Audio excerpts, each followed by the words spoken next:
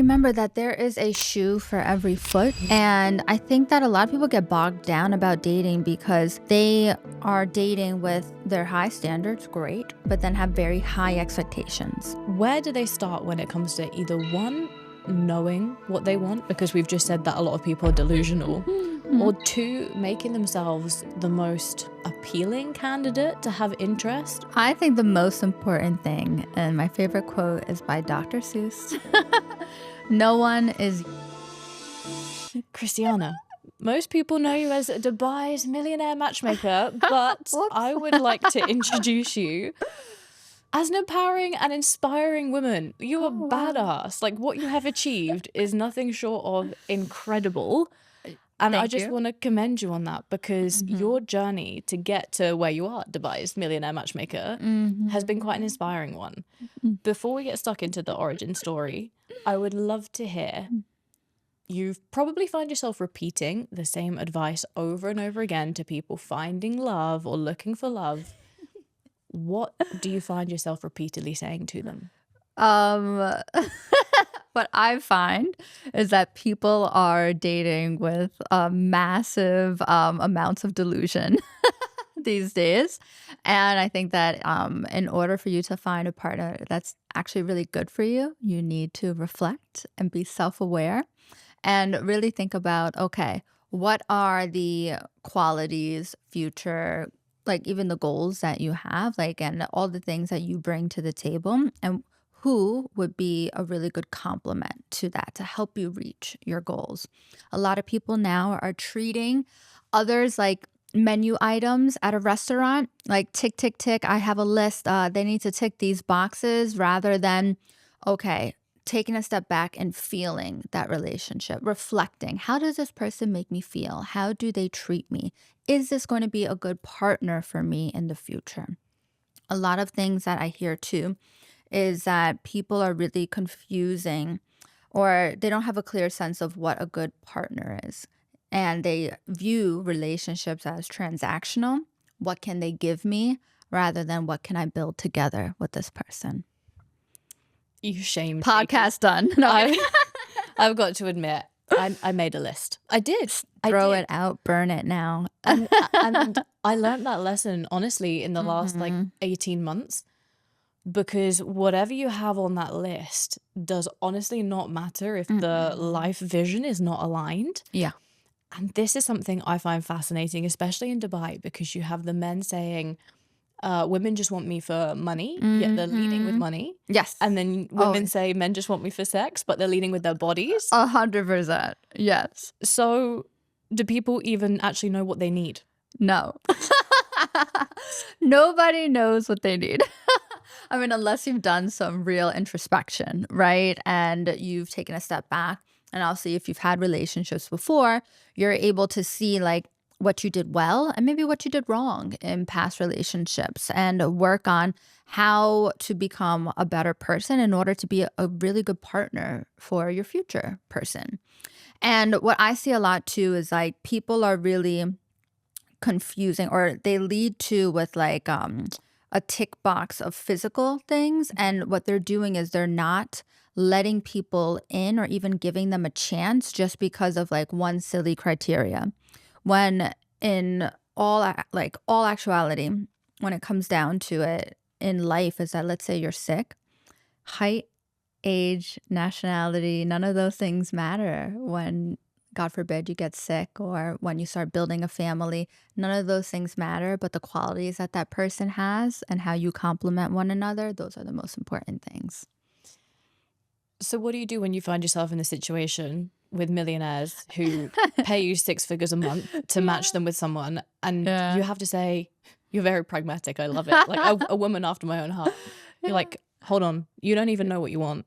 Do you have to say that? What's interesting is this, right? A lot of the clients that come to us are actually extremely self-aware. And they are able to tell us, like, what I start with is, okay, what kind of a future do you want? What kind of a partner do you think would help you achieve this in the future? So it's really like, I feel I'm really good at guiding people in the right direction into figuring out what they actually need versus what they want. And Yeah, but at the end of the day, it's up to that person, and we can put you in front of the best people on the planet, but it's up to you to kind of seal the deal or to have that kind of connection with somebody. But we try our best. So, when it comes to putting people together that you Mhm. believe are well suited for each other, Mhm. this is something that you have to have a good intuition for, something that it's not just an algorithm. It can't ever be. No, it's not. So, where did you first find that actually that was one of your natural traits? So I feel like I've been a connector my entire life. Like even when I was in my early 20s, I would connect people for friendship, for business opportunities, sometimes for love. Oh, I think you two would be a good match, but I didn't really think about it. And then just throughout life, I just feel like I've had a really good knack at just fitting people together. Like even last week I hosted an iftar, 14 ladies, and I just was like, okay, this person has this kind of like connecting thread. This person has this. And like I like strategically set everybody up in different ways on purpose. And at the end, they were like, you are so good at this. And I was like, yeah, I try my best. But yeah, I think it's just you either have it or you don't.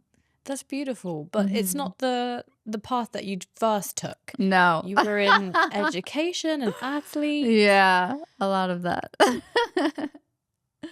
but those traits also Hmm. make you a fantastic businesswoman because you've got to be Oh, yeah. disciplined, you've got to take Hmm. action, you've got to Hmm. know exactly at least what you want. Yes. How you're going to get there, you kind of figure it out. Nobody knows how they get there. I'm telling you the very honest truth. And like for me, I think that I attribute a lot of my success to being an executor.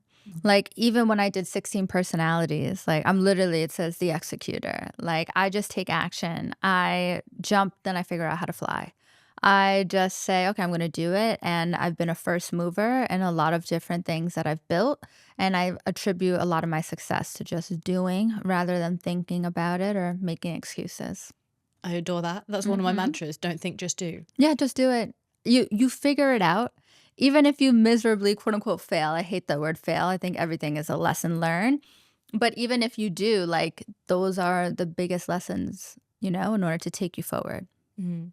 So, how do you then come from New York, integrate yourself into Hmm. the UAE, and then find yourself working with some very, very impressive and interesting people? Yeah. What was the catalyst that got that journey started? So I was in a relationship, met a guy when I was living in New York who was actually living out here in Abu Dhabi. Mhm. I didn't even know where the UAE was on a map before I met this person. He did a really good job of like introducing me to the UAE and my parents even before I made the move here.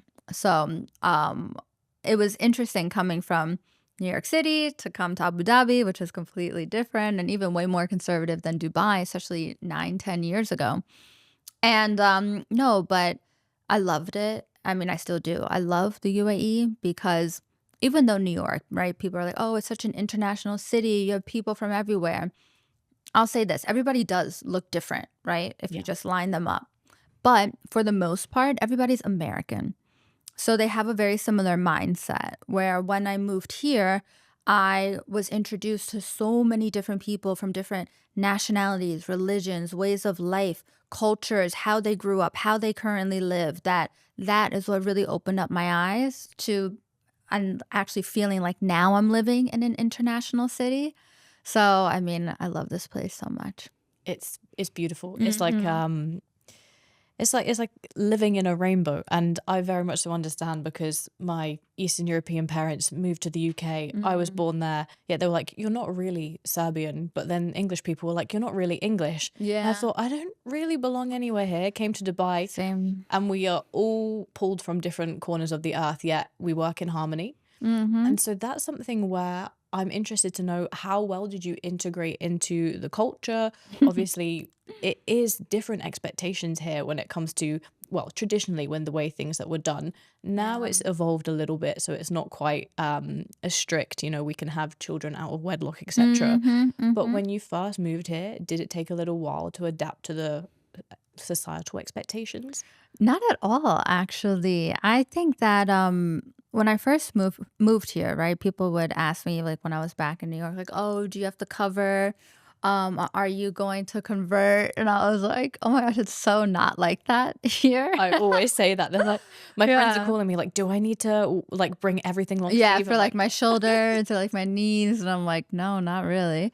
But no, I think that what I liked about living in Abu Dhabi first is that it is more conservative and you just adjust to that really well, like with I don't know, it didn't seem hard for me. It just felt like an easy transition. And then I moved up to Dubai in 2019 and I was like, oh, okay, Dubai's just a little more not loose, that's the wrong word. But, yeah, just different in that sense, and it just feels like home now, like, whenever I leave Dubai, I go, "I'm so grateful that I live in Dubai." oh It, like, yeah. reminds me, like, whenever I travel outside, even, like, I was just in New York, and I was like, "Oh my gosh, I'm so grateful to Dubai." It's that thing when you're away and Mhm. you think, oh my God, I can't wait to get back. Yes, always. I didn't ever feel that way about anywhere else that I've lived No, I until I know. moved here. Mhm. And so, in what is a beautiful city, as much of a simulation as it might seem sometimes, That's okay. I think a lot of people have this preconception, whether they're in Dubai or not in Dubai, that Mhm. dating here is really difficult. But I also think it could be difficult to date anywhere, In in any any major city. city it is.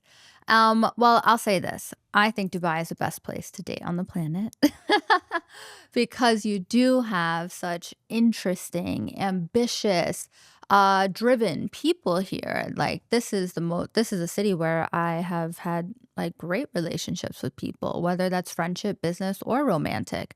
And the most interesting people I've ever met have been living in this city. But, I do obviously understand what people are saying about dating in Dubai, how women feel that men only want them for one thing and men feel like women only want them for another thing. So it's like this whole, I guess, not misconception because what I feel like is you teach people how to treat you. Mhm. And of course, there is going to be a group of people that are only looking for sex, a group of people that are only looking for money. But if you keep doing the same thing over and over and not switching up your method, you're going to be meeting the same types of people. Yeah. Where here in Dubai, like that whole phrase, like my Dubai, you can make Dubai anything you want it to be.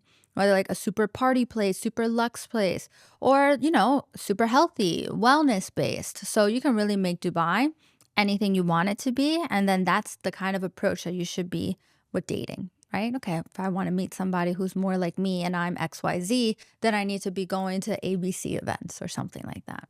Yeah. And leaning into that, maybe to the listeners who feel they want to improve their chances at dating wherever they are Yeah. in the world. Mm-hmm. They want to put themselves in the best possible position. Where do they start when it comes to either one, knowing what they want, because we've just said that a lot of people are delusional, Mm-hmm. or two, making themselves the most appealing candidate to have interest? Or is Okay. that even the right thing to do at all, to try and make yourself seem appealing? I think the most important thing, and my favorite quote is by Dr. Seuss. No one is youer than you. And if you are pretending to be somebody else or something that you're not, then you won't be attracting the right partner for you. So instead of thinking that, oh, how can I be the best of whatever, think about how can I truly be my authentic self? Who am I?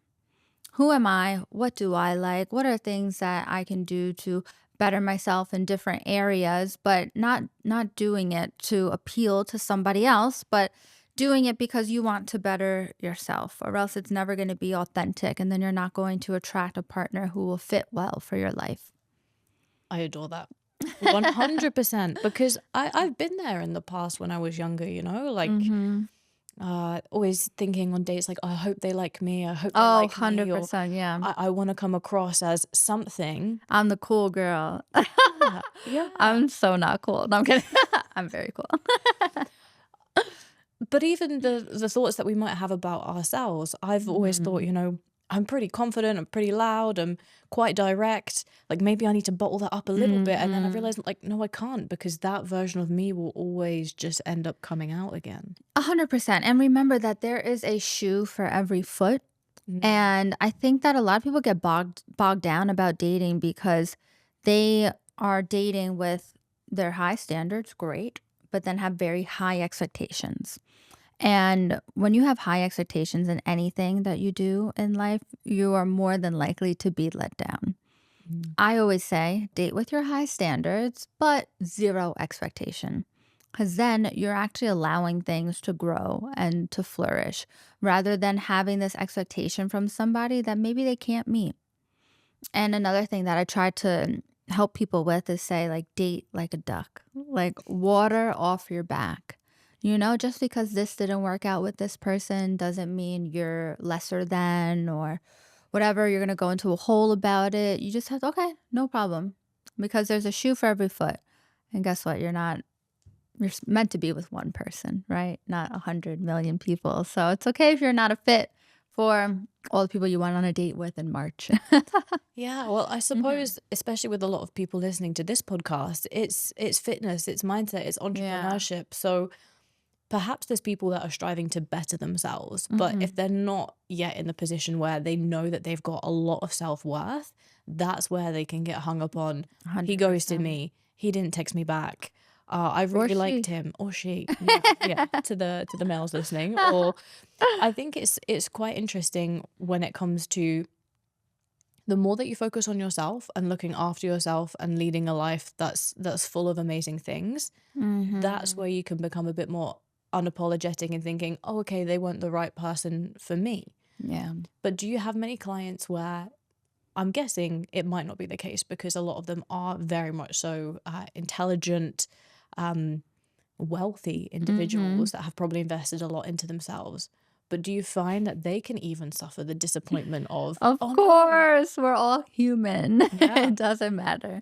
Um, I'll say this, right? The reason why our clients hire us is because they want to expedite the process of finding a partner. The only thing you can't buy in this life is time. But at least you can buy some time with us because we get it done in a quicker amount of time. But with that being said, everybody has the same problems, whether no matter your socioeconomic status. Everybody deals with the same thing. Everybody deals with rejection. Everybody deals with self-awareness, self-improvement. And yeah, a lot of people do struggle to find their partner because, I mean, the way I like to think about it in like an idealistic way is that there really is that one person out there for you who you are going to choose and they're going to choose you to build a life together, create empires, possibly a family. So if you think about it and you think about the number of people on this planet, number of people in this country, number of people in the city, it's only one, mm, right? And when you kind of change your mindset to that and think from the perspective of, will this person be a good partner for me? Rather than this whole, oh, I hope they like me. Am I saying the right thing? Instead, be a very good listener, be a very good observer, reflect. How did this person treat me? How did they make me feel? And if they're a person or that other person is making you feel anxious or making you feel insecure, think about that. Is this a type of partner that you actually want? Could you build something with somebody who does make you feel insecure, who doesn't make you feel safe? So, kind of dialing it back and bringing it to those core kind of situations, like that's super important when choosing a partner. 100%. That Mm-hmm. level of self-worth, what do I deserve that's going to enhance my life? But Yeah. also coming from a place of, a relationship is two ways. It's not what do I want, it's what can I give, and being as Mm-hmm. selfless as you can be 100%. while Mm-hmm. still enforcing those boundaries. And I love what you said about feeling safe. Yeah. There's a common theme with many women, perhaps in Dubai, of one of those places, or just Mm-hmm. women who are seeking financial security. Yeah. They think that's going to enhance their life a huge amount. But what Mm-hmm. happens if you've got someone that can provide you financial security, but they Mm-hmm. can't care for you emotionally? Yes. They can't make you feel safe. Mm-hmm. If that is perhaps someone listening to this podcast thinking, ah, I feel like I've got one side, but I haven't got the other, Mm. what advice would you give to them if they were your friend? Well, this is the thing. What I said before about there is a foot for every shoe, shoe for every foot. Um, you see a lot of these transactional relationships, right? And I think that that happens a lot when you have two people who want to keep things surface level, who don't want to go deep, Mm. because that's hard work. It's hard work reflecting. It's hard work figuring out where things might have like gone awry in like your childhood, how you can treat that, and things like that. So, do you know what's easy? Easy relationship as a transactional relationship. Like I hear so much about people confusing providership with, oh, he bought me bags, shoes, trips, gifts, versus a provider is somebody who actually provides for you an safe emotional space for you to grow, an intellectual space for you to advance. Like, so I see relationships as that. Are you a person who is looking for a provider in the monetary sense, or a provider in the safety and security sense of that emotional, intellectual kind of state? So, with that, right, it's kind of interesting because guess what? Both relationships work. Mm. They do. And that's why you see so many That's very true. of both. So I think it just really has to do with the level of self awareness that you have and what kind of relationship you want. Because maybe some people do just want a surface relationship that's transactional because that's something that they've seen, something that they're used to, and they don't want to dig deep or go down that route. So I do say there's a shoe for every foot. So if that's what you want to, you'll find that too.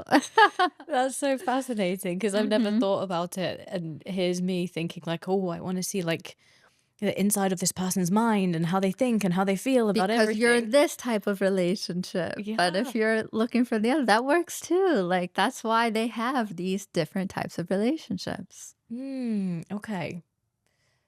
Did I stump you? Yeah, because you're completely right. You're completely right. I see Hmm. it here a lot. Yeah. And it Um, works for them. it They're it, it happy as does. a clam. You Both parties. Who cares? Let them be. let them. Yeah, I love them. It is fascinating. I think Mhm. perhaps because of my circle.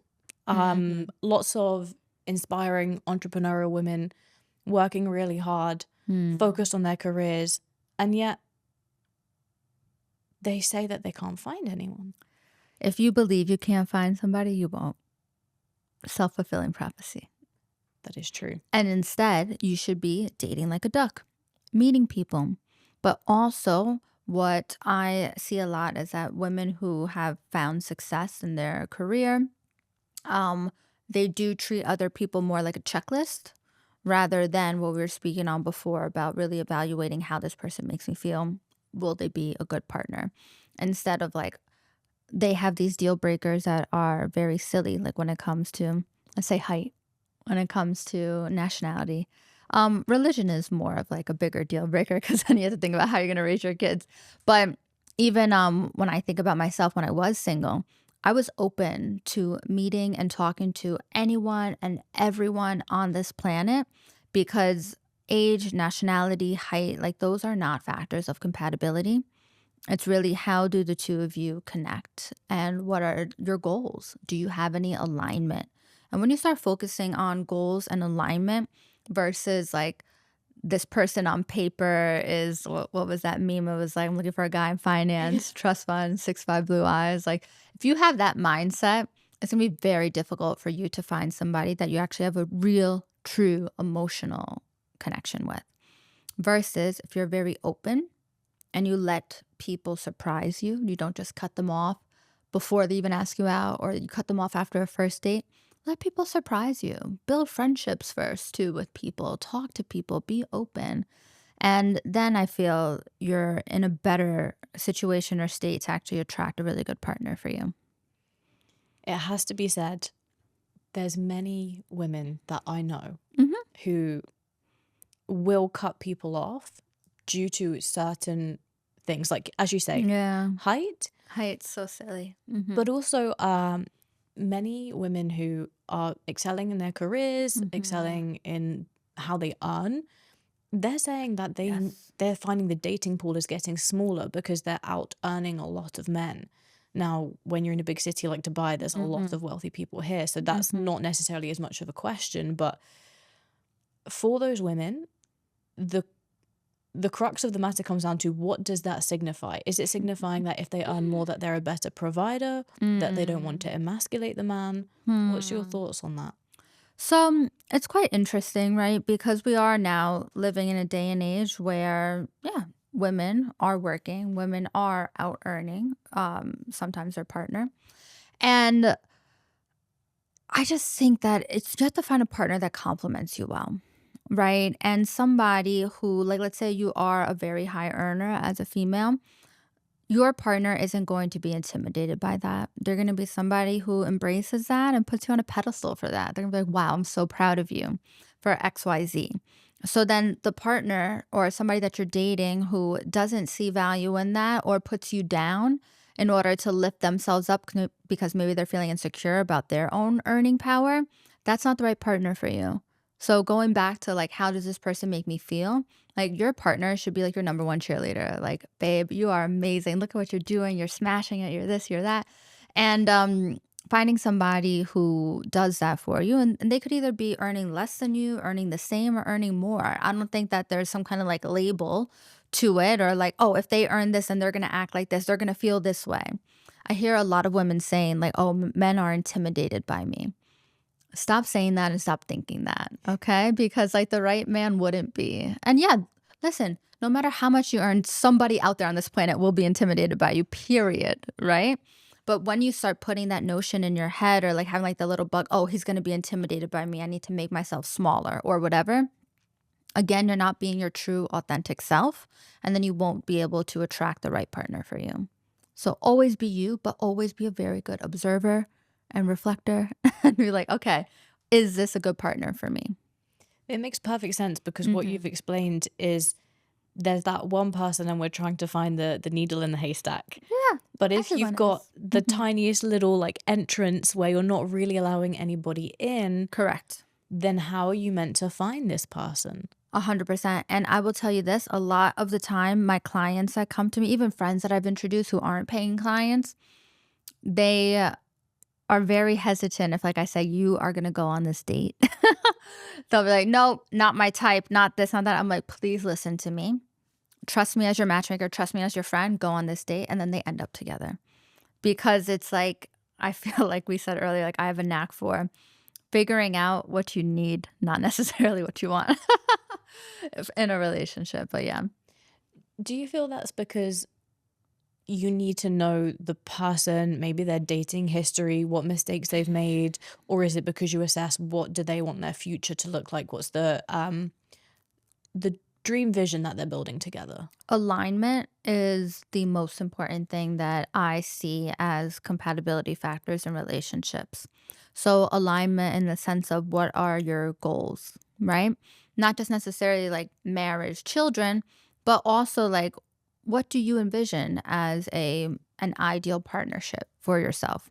And like we were talking about before with like transactional relationships, emotional relationships, some people do want a traditional relationship where the man is the provider and the woman is a housewife. So then you have to figure out, okay, these people, right? Okay, so then these two will complement each other very well. And or okay, you're both going to be high earners or one's going to be earning more than the other. Okay, what does that look like? How do we pair these people? Has a lot to do with alignment and what kind of like vision you see for your relationship in the future. How soon do you ask the questions of, tell me, do you want to get married, have kids? How do you want our Oh, future life on to look? dating. Yeah, yeah, yeah, Yeah. and dating. Um It's interesting. I feel like on first dates, people do ask that, like, "Oh, like, what do you want in your future?" And I think you should be honest. You don't need to say, like, "Oh, I want to get married by 2027." I don't, I'm going to make that up. But I think that it is important to say, "Oh, my end goal is marriage and family." And yeah, I'm getting to know people. I'm excited about dating and finding that right person to do life with. Yeah. Because, And that's okay to say, and don't shy away from that because if you do want marriage and family, why are you not telling people you want marriage and family? Like, right, you get to the that's so third date crazy. and then you have the question like, oh, you don't want kids? Oh, well, that's that's going to be an issue. You know what's interesting though that I will say? I used to think that I didn't want children either, or that I would be a great stepmom, I used to think that. or that I would have my children through surrogacy. And then I met my partner who like I'm just madly deeply in love with. I'm like, I need to give this man children. So like I also say too, sometimes it just takes the right person to like, I don't know, maybe configure the way that you see relationships in your future. Because what I've realized is that this person provides me so much safety and security. And I was possibly dating people who didn't provide that. And that's why I didn't want to create a family with them. And where in this relationship, I feel that way. So it has changed the things that I want. That's so beautiful. I Oh, love thank you. that. No, I love that because hmm whether it's a certain age that we hit as women, or maybe we've hmm achieved enough that we wanted to achieve and we thought that children might eventually be a hindrance to that, or hmm as you say, you weren't in the environment to be able to feel that you could be selfless and Yeah, have a supportive exactly. environment to raise kids. It hmm changes. hmm So I suppose leaving even scope for that to develop, unless someone says, it's a hard no, and for you it's a hard yes.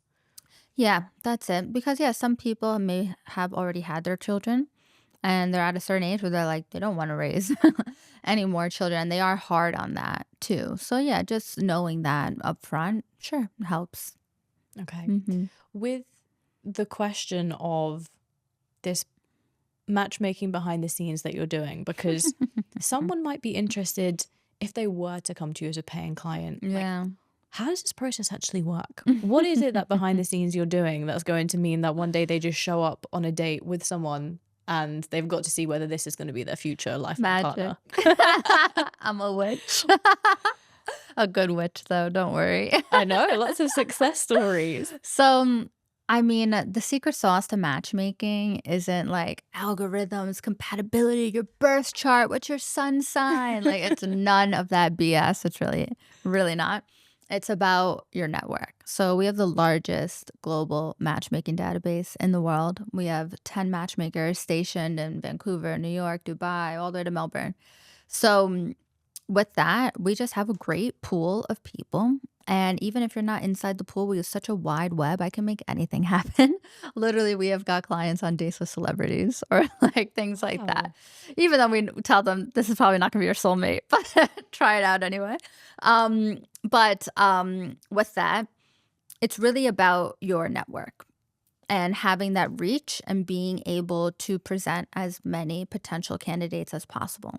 So when a client hires us, they get unlimited matchmaking. We don't put a limit on you can only meet 3 people during your membership because we feel that puts a lot of pressure. And then you're only going to choose 3 people that fit your menu items Mm. rather than being more open. And like I said before, like when I do nudge clients and I say, you're going on this date, you need to listen to me, go on this date, then they don't feel like they're quote unquote wasting a match. So that's also like the way that we do it with having the unlimited matchmaking memberships. That has really helped with our success that we find clients. So you say that you expedite the process. hmm How quickly do you typically? You can go on a date in 12 hours as soon as you sign up with us. We just got to make sure that that person's in town. Like it's so quick, and that's because our systems work, the credibility, the reputation that we have. Like I could call anybody in the database and say, "Hey, you have a lunch date tomorrow at 12 p.m. Show up." They don't even need to know who the client is. They just go. And so, what are some of Yeah. the success stories that you've had so far, or at least your favorite ones that have touched you? My favorite ones. I have so many. My favorite ones are when you get it right on the first date. Mhm. Only because you're like, oh shit, I'm so good at what I do. um, I've got it right on a first date for like 4 clients now that like they're still happily with their partner that I set them up with. Wow. They're literally like, do not send me on any other dates. So, and or they go on a second or they go on a date with somebody else, a different person, and they go, nope, not that person. I'm sticking with so and so. So I love that. We have a lot of clients that end up hiring us, going on 2 dates, and then ending their membership because they're like, I found my person. And you're just like, okay, you just paid us a really large lump sum, but you know what they say? That was the best investment because I didn't waste any time. So we have clients that literally, like I said, first or second date or second person that they meet, and then they're done. And they always say, like, that was the best investment I ever made because I saved a lot of time. You're selling it to me. You really are. And so Yeah. with that being said, what's the hmm proportion of men versus women that use matchmaking services? Yeah, that's interesting. So I mainly work with men. We do have matchmakers on our team that do specialize in working with women. I'm working with a female client right now. She's a dream and a half. I love her. Yeah, but most of the clients that come to me or at least like solicit my services, they're men. Why do you think that is? Maybe because I'm stationed in Dubai. Maybe because of the reputation that I have and that our database, like when I do speak to a male client, I do tell them, I'm like, or they come to me with, I'm only dating women who want me for my money or who know about me and my status. And they know that the women who join our database are vetted, are interviewed, verified, and will have the same alignment as they have. And maybe they've been wasting a lot of time in the whole, I don't know, like typical Dubai girl scene, right? Where they want a Chanel before the first date and Oh, stuff like that. So anyway, yeah, so they come to me and maybe they see me on magazine covers, heard me on the radio, and because I do predominantly only work with men, that's why they reach out. that makes sense. I'm curious, how do you vet the women to be in alignment with hmm the quality or personality types that you know are going to be good for the male clients that you work with? Yeah. Because we've spoken about women perhaps who are after materialistic things. How do you know that this woman, she has good intentions? It's comes down to the interview, right? Their profile, the interview, and figuring out like what they truly want from a relationship, what they need, what are their goals. And some of our clients, they do have some restrictions when it comes to nationality, when it comes to religion, when it comes to career, when it comes to education, and being able to have like such a deep, wide network, we can then sift through and find, yeah, the things that they're looking for. Okay. And what about the future of dating then? Because I think this is going to be very, very different, especially with how tech is developing now. Yeah. It was strange. We went from, I don't know, like Zoom dates during lockdown Yeah. to I suppose Tinder came onto the scene, then other Mhm. dating apps developed. Mhm. Yeah. Bumble's seen a massive decline recently. Yes, correct. What would you attribute that to? So people don't want to date online anymore, right? And what the traditional dating apps like Bumble, Hinge, and Tinder have taught us, and all the data that has come out now, is that on these traditional dating apps, the ratio of men to women is actually 70-30. So what they've had to do is actually create all these bot accounts, spam accounts to keep up with the male demand. And then that has actually fed into the stat that 77% of online daters don't go on in person dates Mm. because they're not talking to real humans. And then what I ended up doing was digitizing my matchmaking services and creating Maxion. We're solving dating in Dubai, hopefully. But cutting through all of that, having verified members, so password verified, LinkedIn verified, all of this, and cutting through all that wasted time of messaging and swiping. And we send you compatible profiles and we book, confirm, and plan that in person date. So, really getting you from online to offline. And that's what people want. They want more of in person interactions because a lot of us are living inside of our phones Hmm. and people have become disposable.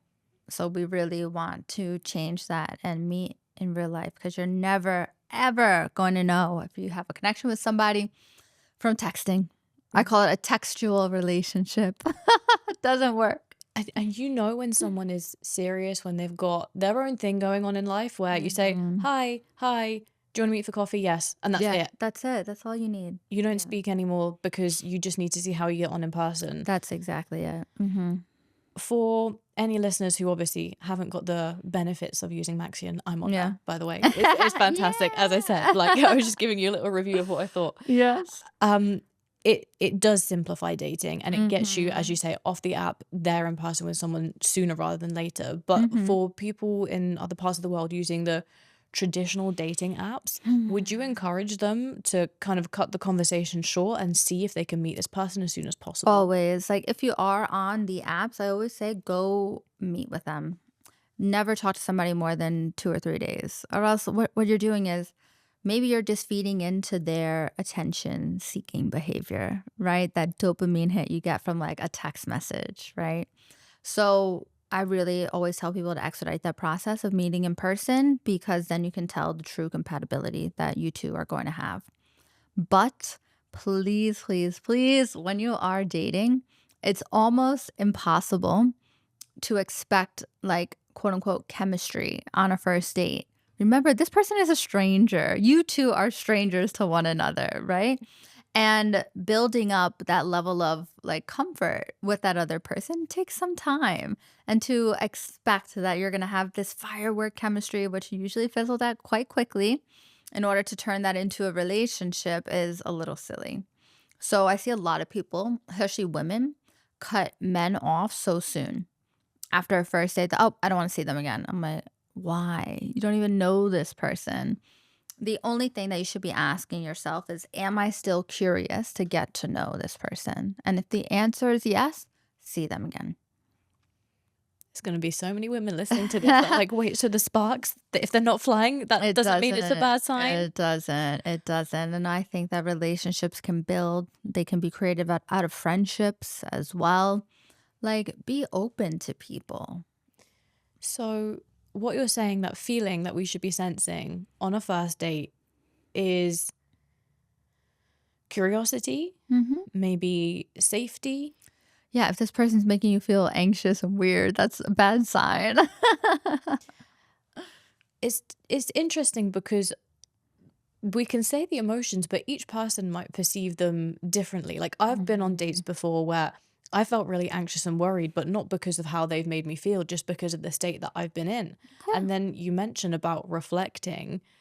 Mm-hmm. Obviously, we've got the post-date 8 and different ways that we can reflect. What would you say is the best way to assess simply for someone to Yeah. know, okay, do I move forwards with this? And if Mhm. they're not going to, how do they say no in a way that is best for them and the other person?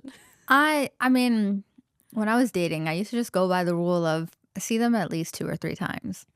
I think like then and doing different things, not just dinner dates, not just drinks dates, maybe do an activity, see them in different settings and scenarios before you make like a real judgment as to whether or not you want to move forward with something or not. Because you can't get a full picture of somebody from an hour at drinks or 2 hours at dinner, right? That's nearly impossible. So I always tell this to my clients is ask yourself, are you still curious to get to know this person? Obviously, if they did something that was like a huge deal breaker for you or like was extremely rude to like the wait staff and things like that, and that's a huge character flaw for you, then don't continue to see them. But hey, if you still have questions about this person, go for it. Why not? What is there to lose? You've already been dating and single forever. No, I'm kidding. So like just go for it. Who cares? And then if anything, what if this relationship doesn't turn romantic? What if it turns into a business relationship? What if it turns into a friendship? Very What true. if this person could be a really good match for your best friend? And then you can introduce them. Why not? Like think about it that way. There's a lot of people just operating with a sense of urgency of this is not the next person, move Chill. on, move on, move on, Chill. move on. Well, they're treating them like a swipe. Mm. And humans are not that. So be kind. I love that. I love that. You're Yeah. so right. They're humans and Mhm. everyone's got their own. Yeah. If you are open and you're kind and you're seeing what the universe can bring you, then Yes. as you say, it could be a friend or a good connection, someone that you could have in 100%. your network in the future. And if you cut them off too soon, you will never realize the potential of that relationship. And I do believe in angels, universe, God. So I always say that I never meet people by accident. There's a reason why this person has come into my life. And if you can figure out a positive way as to why this person came into your life, why wouldn't you keep them? Okay, so with regard to them not being a good match and you eventually decide that whilst being kind, Yeah. is there a better way to go about that process? Because some people will have, well, I'm pretty sure most people listening to this will have at some point been ghosted or perhaps ghosted Did the someone. ghosting, yeah. Uh-huh. So what would you advise is the best approach to take? It depends, right? There's different scenarios. If this person still has a romantic interest in you and you've kind of figured out that it might just be better as friend, or hey, I'd love to introduce you to my other friend. I mean, they might take offense to that, but I've said that before.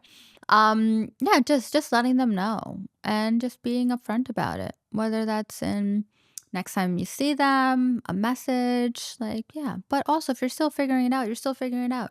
Don't cut the person off so soon. Just go with the flow. You don't have to be so decisive. Like, there isn't a time clock on things. You can still be figuring it out too. And like when you're giving people chances, that relationship could evolve into something.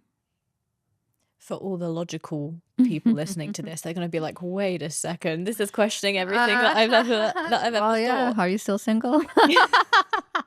Okay, let's say you really get on well with someone Hmm. and you feel positive emotions, but there is a lack of sexual chemistry, even after a few dates. That's What okay. then? Okay, so for women, and I'm talking about this from a woman's standpoint, because yes, men are very visual creatures and they kind of know off the bat if they're physically attracted to somebody or not. With women, we fall in love between our ears in the sense that the more emotional connection you have, I call it intellectual intercourse, that back and forth, intellectually, that sexual energy can grow. In my personal experience, research shows it as well. Men, it's a little more complicated than that. Or I guess more simple than that because they either know or they don't. Well, women are different. And like, I speak to both parties after they go on dates. And like, when somebody says, oh, I'm not physically attracted to him, I always say, give it time. Get to know the person, give it time because that can grow. It's one of these questions that I do feel when women talk about having the spark with someone Mm-hmm. that confuses me, because I agree with what you say that we can build physical intimacy off the back of emotional connection. Mm-hmm. So it takes a little while to build that emotional connection. Then you look Yeah. at them, you're like, damn, he's looking different today. Yeah, or like they've done something that you feel extremely protected, you feel Yeah. extremely safe. They've provided something, whether that was like that emotional security that you needed, that intellectual intimacy that you needed. So there's a lot of different ways that that can grow. So it's very much so different then in terms of that spark that might be felt by a woman on the first date, whereas the man Yeah. might feel the spark immediately if he just likes what he sees. Yeah, but make them wait. Actually, now that you allude to that, Yeah, there is supposedly no right or wrong answer when there it comes to isn't. Yeah, this. there But isn't. what do you believe? So if somebody is going to sleep with you, then leave you, they're going to do that on the first date or the eighth date. It doesn't matter, right? But I think like, you're humans. You don't need to rush time. Get to know the person. Are they deserving of that? Because also as a woman, we give so much energy, right? And it's a different energy exchange, chemical exchange for a female versus a male. So, I mean, I'm a proponent of waiting, but it's up to you and what you want to do, how you want to live your life. And like I said, if they're just going to sleep with you, then leave you. It doesn't matter when it's going to happen. But it is the chemistry, the biochemistry, like that oxytocin for a woman. If you're touching, you're kissing on that Hmm. first date, you feel in love. But for a man, it takes a while for that vasopressin to build up after he knows that he Correct. can rely on you. So Yes. actually, if you are physically intimate sooner rather than later, Hmm. you're technically clouding your judgment a huge amount. You are very much so clouding your judgment, 100%. But the thing is, yeah, make out with someone, kiss them, go for it. Like, who cares on that end? But I mean, anything further is then it's kind of like you have to proceed with caution. Oh yeah. But yeah, then you need to know like, this is the role that I'm taking, these are the decisions that I'm making. So you are responsible and accountable for that. Yeah. And Hmm. depending on how emotionally you are involved in that physical aspect of your life and how sacred that is to you, it can leave you Hmm. pretty affected afterwards if it doesn't go to 100%. plan. 100%. Yeah. So, like, yeah, proceed with caution. With regard to being your best self for Mhm. yourself and for others, being a healthy and fit person is Yeah. particularly important. This is a fitness podcast, so a lot of the people listening will be taking care of themselves. But is that something that you find people will describe a lot when they're looking for a certain partner? They need to be in this shape, they need to be this healthy. Is it Mhm. one of the like higher ranking points that they're looking for? Yes. So we also match people based on lifestyle. So your lifestyle in terms of your habits, right? And a lot of people, especially now with so much, we have access to so much information when it comes to health, wellness, longevity. A lot of our clients are very curious or embedded in that longevity space. And especially those who want to create a family, they're also looking for somebody who's equally as healthy or fit as they are. So we look at habits and your lifestyle to align you as well. Okay. To help making the process of meeting people easier, then, Yeah. even if you're not someone who would typically go to a run club or go to a workout class, because you're saying stay true to yourself, Yeah. would you advise someone to get out there and do those activities just in case they happen to be in the right place? So what I would do is this. I would kind of like take a survey of your life and say, okay, what are some of the skills that I have? What's maybe a new skill I want to acquire? A skill that I want to get better at, right? I'm just thinking like physical or even like intellectual, right? Maybe you really love cinema, things like this. Think about that, like your hobbies, your habits, your interests, and then build upon that. Let's say you're somebody who's really interested in tech or really interested in law. Why don't you, if you live in Dubai or you live somewhere else, look at what are the upcoming legal events where I can learn something? Maybe I go to a talk and I learn about it, or maybe something like AI, right? Okay, I can learn something here. Or I'm going to take a course on how to build an AI agent. I just did this the other day, so that's why I'm bringing it up. I just But like, listened to someone teach me that the other week, actually, and it was yeah, crazy. I'm going to get a little AI pendant, start wearing it so it you records should do. everything that I You say, should do. create my AI assistant. Like, the world is going to be crazy.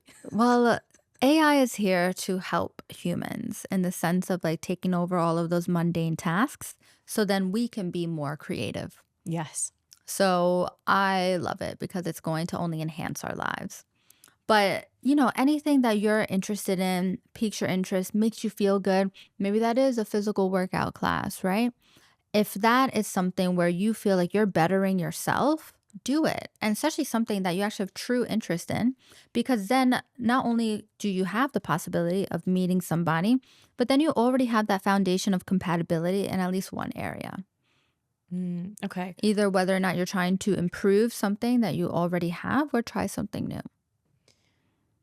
Maybe it's bridging on dating coaching. And Mm-hmm. I think matchmaking and dating coaching, that kind of, maybe that is like a bit of an umbrella where both those things merge together. But let's say you are in those environments, Mm-hmm. a workout class, a certain event. Mm-hmm. Where is it appropriate to go up and introduce Anytime. to Anytime. anytime? Don't matter. Well, I mean, okay, you don't want to be in the middle of a burpee and talking to somebody. I think that'd be difficult. I've had those moments before. I'm like, really now? Yeah, Like yeah, now you now, picked your now, time? dude. But like let's say it's a group class. After the class, you know how you can open a door easily to a man or a woman? Wow, that class was really hard. See what they say back. Maybe they're married and they're not going to talk to you. Maybe they're gay, they're not going to talk to you. But at least that opens the door and see how they respond. Like, oh, they're open to talking to me. Cool, cool. And just start a friendship. Just start a friendship. Stop putting so much pressure on things. Like, let things flow. Okay. Question number 2 off the back of that. What do you think about this notion that women should not instigate or introduce themselves or should No. not seek the male, but rather wait to be, just stand there and wait like a pretty peacock, like waiting for someone to come over? Because this is something that I hear a Yeah. lot on different podcasts. So, what feels true to you? Mm. I'm a person, I like starting conversations, right? Not everybody is as extroverted or outgoing as I am. My partner is so introverted and he's such like the behind the scenes person. It took him a lot to like approach me, Oh, let's say. I think he had to drink like 10 margaritas and he's like, okay, I can talk to her now. But like not everybody feels comfortable in making the first move, whether you're a man or a woman, but what feels true to you? Maybe you are a woman who you feel like you need to be approached, right? But I think it's very important to at least open the door a bit, smile, eye contact. That No works a resting lot. bitch face all the time. Smiling, eye contact. People feed off of energies, right? And if you're like a closed, tight person, it's very unlikely somebody would just cold outreach to you, where if you're a person who's like more open, or at least you look like you're open, right? You're smiling. You're talking to somebody, like, yeah, It all that at least helps. boils down to what you said, which is just stay true to you. If Just you be if you don't want to yourself. approach a man, don't. Yeah. If you do want to approach a man, do it. If you want to approach a woman, go for it. If you don't. Like, just be you and what rings true to you. So what is the difference then between your matchmaking side Mm-hmm. and then a lot of the impressive advice that you've given here, which might be something that I suppose a dating coach would take that role of within the matchmaking service? Do you have Yeah. dating coaches? How does that work? Yeah. So we work with our clients, and some of our clients want a very hands-on service where we're talking to them about feedback after each date. They want to know this, they want to improve there. And we have some clients that are super hands-off. They're just like, set up the date, call my assistant, make sure it happens. So it just really dependent on the client. Some clients too, like, I love checking in. Even if they're already a past client, they are in a successful relationship. I always randomly check in. Hey, how's it going with so and so? Let me know if you need anything. I check in with both. One tells me something, so I kind of, in a good way, to relate to the other person in a Ah, so smart you hear way. both sides. Yeah.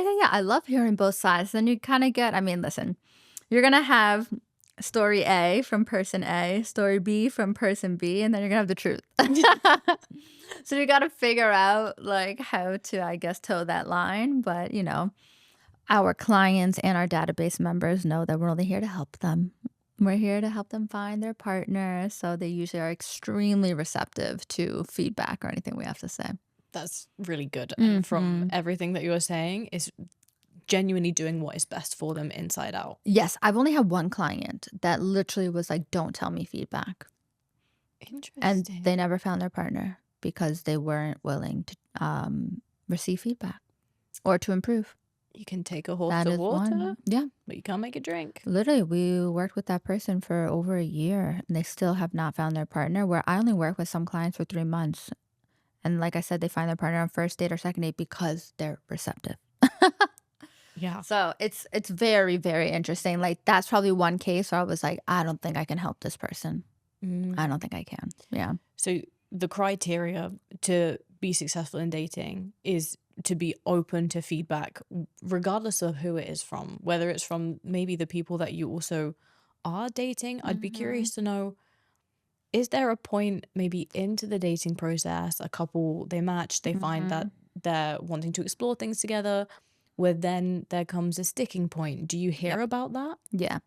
So what's interesting is that, so I have the matchmaking app, and I'm actually currently building our couples app. Oh, So then wow. we can be a part of your entire relationship life cycle, not just help you with the matching part, because I feel like that's where the real work comes in. And we want to help you be able to build and sustain happy, healthy That is relationships. incredible. That is really good. And I love this. I love this because, like, my overall mission in life is to make expat cities feel a lot less lonely. So I'm going to do it.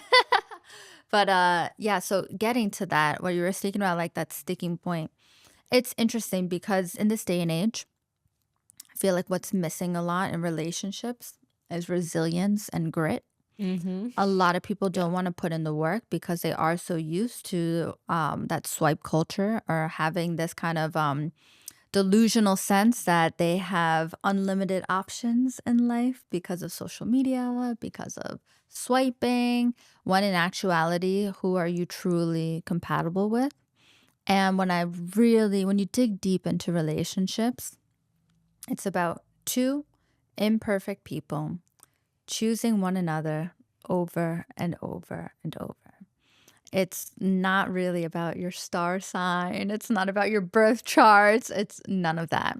It's a choice. A relationship is a choice. And having that grit and resilience in relationships to make that choice to your partner and to your, let's say, future family, that's something that requires work. And are you ready to put in that work? Millie? I adore that, because it's like you're saying, whose imperfections will I choose? so that I can sit and have dinner with their imperfections 1,000,000,000 times over because I can tolerate them and there's all these other parts that I love. Versus someone else in a parallel universe, their imperfections could be what drives you to be, in the most horrendous position. You don't feel good within yourself. You Yeah. don't feel safe. Mm-hmm. So we're almost just choosing those character traits. And also, as you say, it's knowing that you can build that vision together.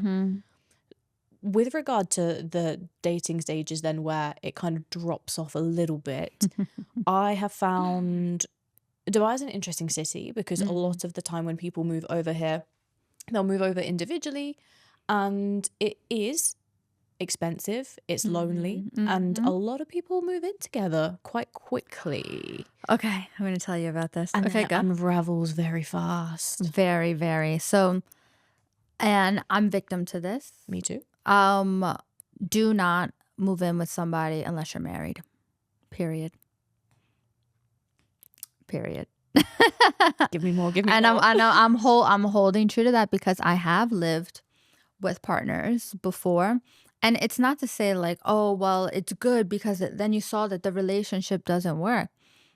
No, you need space, right? And you need space to be your own individual person and that space in order to reflect, to see if this is actually a good partner for you. When you're constantly on top of one another, it doesn't allow you that time to reflect and to give you that true vision of, is this the right relationship for you?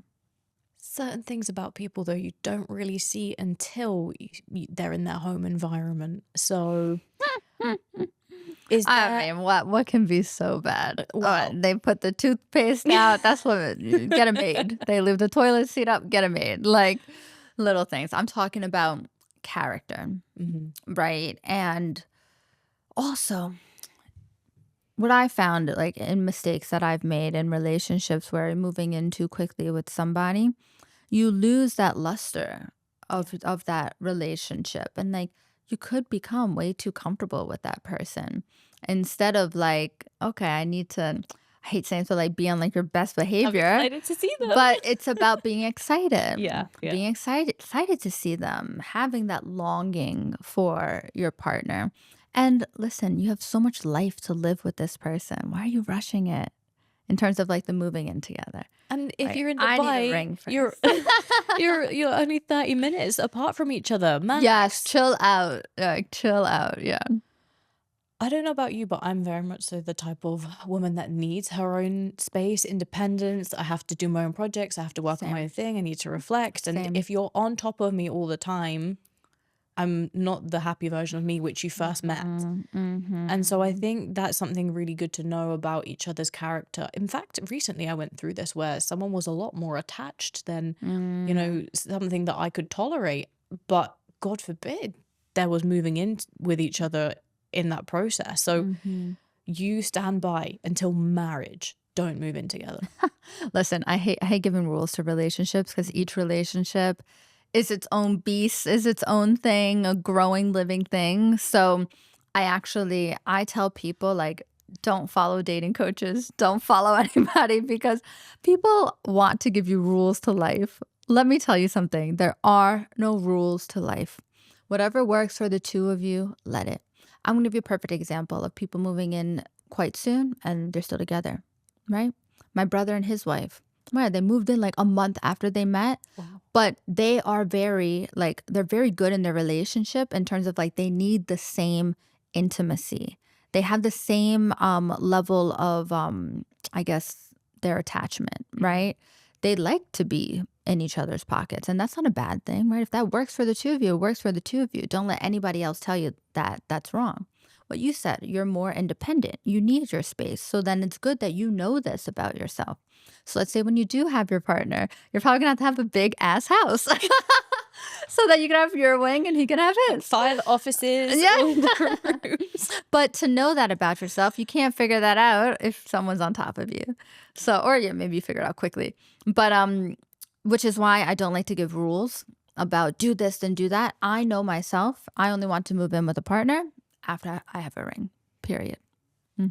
Is there any profiling that you can do for what personality type you are, whether it is like your attachment type? Do you get any of your clients and the people in the database to do that, or? We don't, but something that we're building out with our couples portal has a lot to do with that. Not necessarily like, so it's good to understand yourself and how you work, but then how well you work with your partner.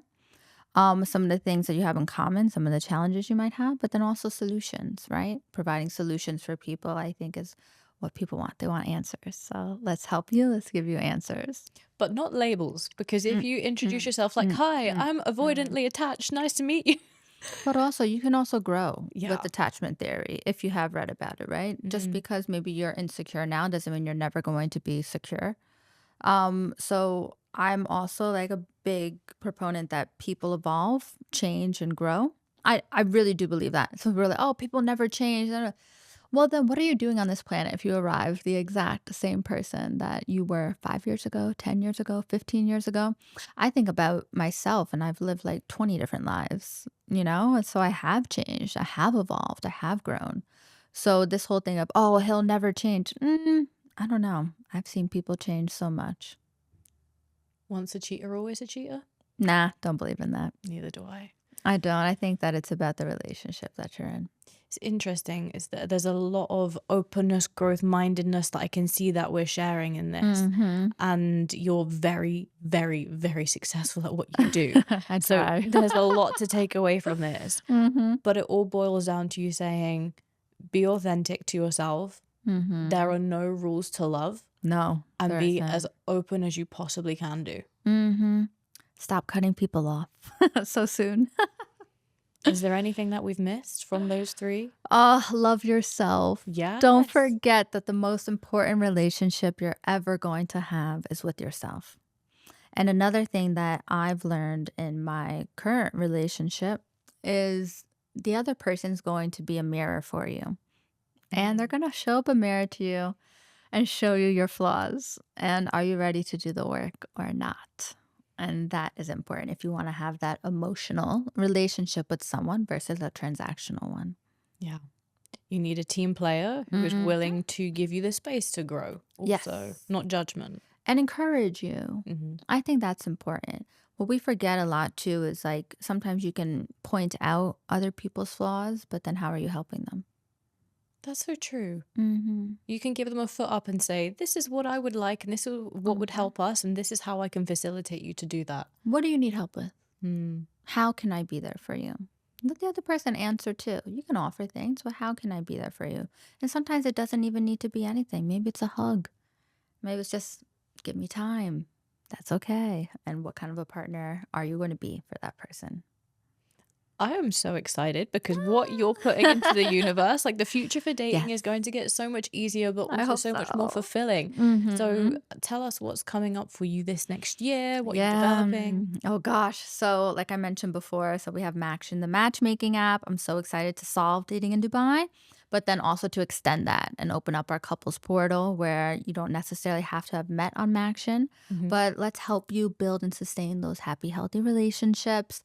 Whether you're dating and like in a relationship, married with children, we want to figure out everything and create a holistic approach to helping you build that with somebody. So we're excited. That's going to be beautiful. I can also see like a spin-off of like BetterHelp, but for couples coming, something along those lines. 100%. It's all happening. That'd be amazing. Oh my goodness. Well, where can everyone find you? Oh my gosh. Christiana.Maxion.Matchmaker. You'll find all my links there. Yeah, I'll put all the links in the description box. Perfect. Thank you so much. I really love this conversation. Good. If you enjoyed that episode, then go and listen to episode number 24 with Alia, my best friend, all about the manifestation paradox. When trying too hard pushes everything away, it is going to absolutely change the way that you approach everything that you do in life, and it's going to attract a whole lot more positivity for you. It is a must listen.